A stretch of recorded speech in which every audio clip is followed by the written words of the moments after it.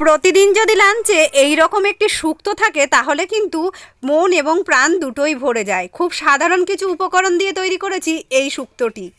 শুক্তো একটি রাজকীয় খাবার, আর এটা রান্না করতে কিন্তু অনেক কিছু লাগে, কিন্তু সব কিছু সবসময় জোগাড় করা সম্ভব হয়ে ওঠে না। তাই আমি যা পেরেছি জোগাড় করে এই শুক্তোটি করেছি, আর এইভাবে তোমরাও। আর এই শুক্তোর মধ্যে কিন্তু আমি কয়েকটি তেলাকচু পাতাও অ্যাড করেছি, আর এই তেলাকচু পাতা খাওয়া কিন্তু খুবই ভালো। আর বন্ধুরা, তোমরা যারা এই রেসিপিটি নতুন দেখছো তারা কিন্তু অবশ্যই চ্যানেলটিকে সাবস্ক্রাইব করে দিও। ফেসবুক থেকে দেখে থাকলে চ্যানেলটিকে ফলো করে আমার পাশে থেকো। আর রেসিপিটি শুরু করেছি। প্রথমে আমি কড়াই গরম করে তাতে সর্ষের তেল দিয়ে দিলাম কিছুটা পরিমাণে। প্রথমে একটু বেশি করেই দিলাম, কারণ সব কিছু ভাজাভুজি করতে করতে তেল বেশ কিছুটাই লাগবে। বড়িগুলোকে ভেজে নেব, একদমই আঁচটা কমিয়ে দিয়ে লালচে লালচে করে ভেজে তুলে নিলাম বড়িগুলোকে। আর এবারে ওই তেলের মধ্যে দিয়ে দিলাম আলু। যেহেতু আলুটা সেদ্ধ হতে বেশি সময় লাগে, প্রথমে আমি আলুটাকে আলাদা করে ভেজে তুলে নেব। একটু লবণ দিয়ে দিলাম এর মধ্যে, আর কয়েকটা সবজি আমি বেশ ভালো করে ভেজে তুলে নেব, আর কয়েকটা সবজি হালকা করে ভাজবো। তো মোটামুটি এটা 80% ভাজা হয়ে গেছে। এবার তুলে নিলাম অন্য একটি পাত্রের মধ্যে। এই তেলের মধ্যে উচ্ছে দিয়ে দিলাম। উচ্ছেটাও আমি মোটামুটি একটু বেশি করেই ভাজবো, কারণ তেতো হলে আমার ছেলে শুক্তোটা খেতে চাইবে না, আর কড়া করে ভাজলে তেতো ভাবটা অনেকটাই চলে যায়।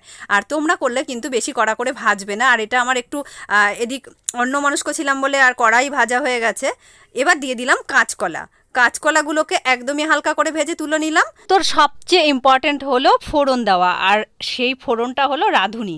রাঁধুনি না দিলে কিন্তু শুক্তো কখনোই সম্পূর্ণ হয় না। আর রাঁধুনি ফোড়ন দিয়ে আমি দিয়ে দিলাম আদা। গ্রেট করা আদা দিয়েছি আমি, আদা বেটে দিইনি। গ্রেট করা আদা দিলে কিন্তু বেশি ভালো হয় যেহেতু শুক্তো। তো এটাকেও লালচে লালচে করে ভেজে নিলাম। তারপর দিয়ে দিলাম পেঁপে আর অন্যান্য সবজিগুলো। প্রথমে পেঁপেটাকে দিয়ে একটু নেড়ে চেড়ে মিশিয়ে নিলাম। বাকি সবজিগুলো এবার এর মধ্যে অ্যাড করে দিলাম। এগুলোকে নেড়ে চেড়ে মোটামুটি 25% আমি এটা ভাজবো। খুব বেগুনটা আমি একদমই শেষে দিলাম, যেহেতু নরম একদমই গলে যায়। তো এটাকেও এইভাবে নেড়ে চেড়ে কিছুক্ষণ ভেজে নেব।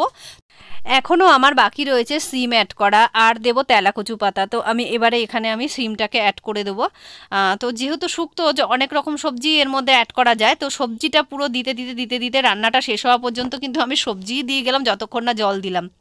তো এইভাবে এবার আমি তেলাকুচু পাতাটাকে দিয়ে দিলাম, কারণ এটা কিন্তু একদমই লাস্টে দিতে হবে। এবারে যে সবজিগুলো আমি ভেজে রেখেছিলাম সেগুলোকে একদম লাস্টে আমি অ্যাড করে দেব। তো এবার ওগুলো আমি দিয়ে দিলাম এর মধ্যে।